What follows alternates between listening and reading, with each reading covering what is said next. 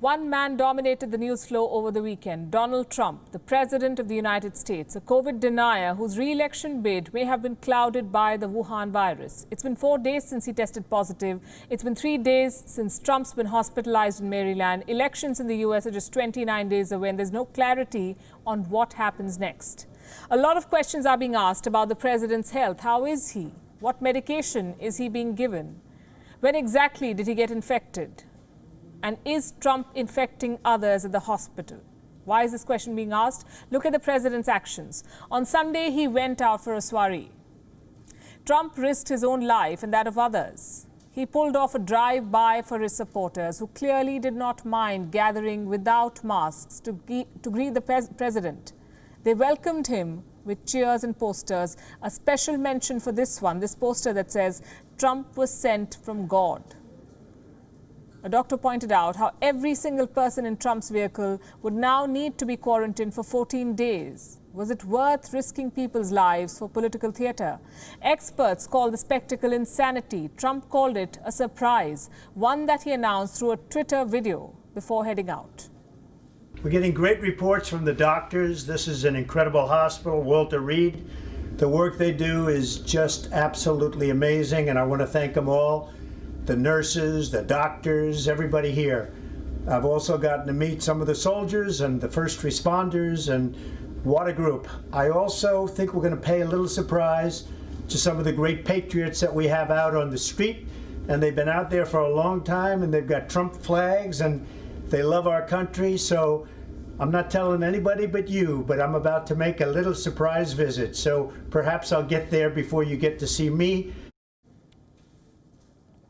Meanwhile, the questions around Trump's health are growing. How is the president coping with the Wuhan virus? If you go by his Twitter feed, it's business as usual. The president has tweeted around 24 times in 24 hours. From stock market to approval ratings and tax cuts, it's all there, except Trump is not speaking very much about his own health.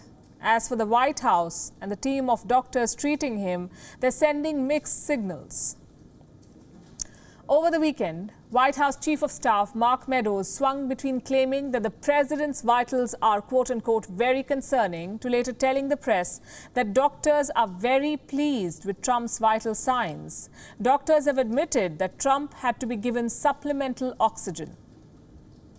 Thursday night into Friday morning when I left the bedside, the president was doing well, with only mild symptoms, and his oxygen was in the high 90s. Late Friday morning, when I returned to the bedside, the president had a high fever and his oxygen saturation was transiently dipping below 94%. Given these two developments, I was concerned for possible rapid progression of the illness. I recommended the president we try some supplemental oxygen, see how he'd respond. He was fairly adamant that he didn't need it. He was not short of breath. He was tired, had the fever, and that was about it. And after about a minute, on only 2 liters, his saturation levels were back over 95%. What about the drugs? Trump is being given Regeneron's unapproved drug called Regencov 2. Apart from that, he's receiving zinc, vitamin D, famotidine, melatonin, and aspirin. Now, doctors say Trump is being given dexamethasone, which is a steroid, for fighting his low oxygen levels. Now, experts say that this is not administered on a patient unless his or her situation is serious. But doctors treating the US president maintain that his health is improving and that the president could be released from hospital today. Trump supporters across the world are praying for his well-being. Let's bring you one such prayer meeting in Israel.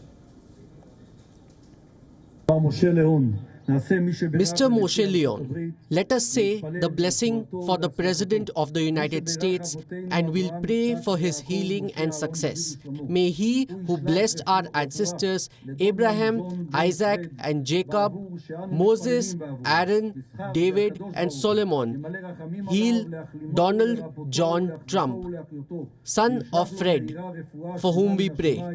On this merit, may the Holy One, blessed be he, be filled with mercy for him to recover, heal and get stronger. There's a question that is being whispered in park corridors and sometimes being asked loudly in the media. When exactly did Donald Trump contract the Wuhan virus and when did they find out? Now, why is this question being asked? A lot of people who attended a particular event in the Rose Garden on the 26th of September have tested positive. The gathering for nominating Amy Coney Barrett as the next Supreme Court judge and a replacement for Ruth Bader Ginsburg. The event was attended by 150 people. At least 8 of them have tested positive for the Wuhan virus. The numbers are going up, and the Rose Garden event is now being called a super spreader event. As for the White House, there are currently 11 positive cases, this including the Trumps, the President and the First Lady, US government officials and some senior advisors. And as we speak, I'm being told that the White House Press Secretary, Kelly McEnany, has just tested positive for the Wuhan virus. She is the 12th person in Trump's inner circle to test positive. Thank you for watching Gravitas on WION's YouTube channel. If you want to stay up to date with what's happening around the world, then subscribe to our channel and don't forget to like and share. Thank you very much for watching WION. World is One.